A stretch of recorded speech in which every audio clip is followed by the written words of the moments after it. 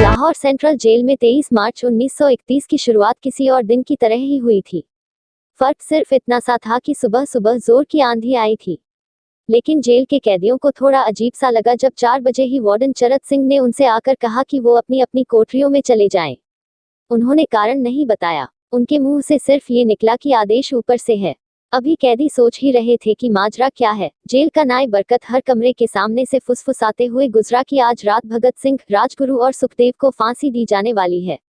उस क्षण की निश्चिंतता ने उनको झकझोर कर रख दिया। कैदियों ने बरकत से मनोहार की कि वो फांसी के बाद भगत सिंह की कोई भी चीज जैसे पेन, कंघा या घड़ी उन्हें ला कर दे ताकि वो अपने पोते पोतियों को बता सके कि कभी वो भी भगत सिंह के साथ जेल में बंद थे।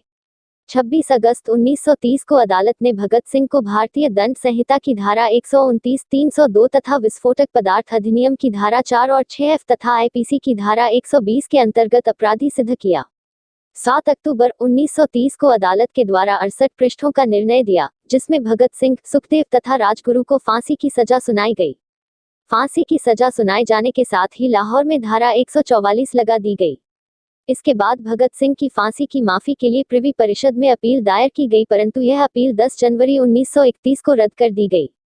इसके बाद तत्कालीन कांग्रेस अध्यक्ष पं. मदन मोहन मालवीय ने वायसराय के सामने सजा माफी के लिए 14 फरवरी 1931 को अपील दायर की कि वह अपने विशेषाधिकार का प्रयोग करते हुए मानवता के आधार पर फांसी की सजा माफ कर दे।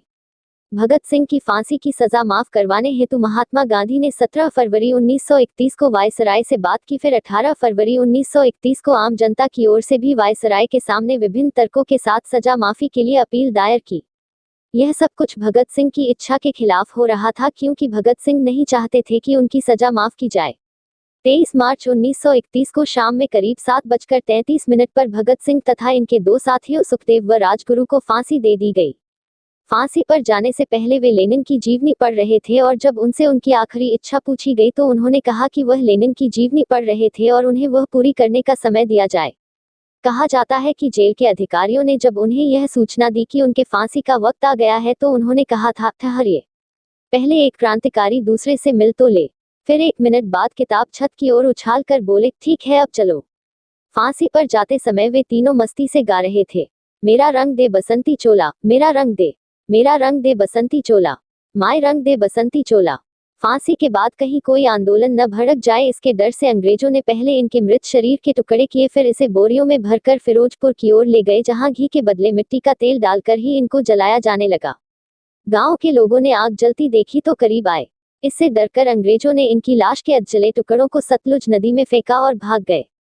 जब गांव वाले पास आए तब उन्होंने इनके मृत शरीर के टुकड़ों को एकत्रित कर विधिवत दाह संस्कार किया और भगत सिंह हमेशा के लिए अमर हो गए। इसके बाद लोग अंग्रेजों के साथ साथ गांधी को भी इनकी मौत का जिम्मेवार समझने लगे। इस कारण जब गांधी कांग्रेस के लाहौर अधिवेशन में हिस्सा लेने जा रहे थे तो लोगों ने काले झंडों के साथ गांधी जी का स्वागत किया। एक आध जगह पर गांधी पर हमला भी हुआ, किंतु सादी वर्दी में उनके साथ चल रही पुलिस ने बचा लिया।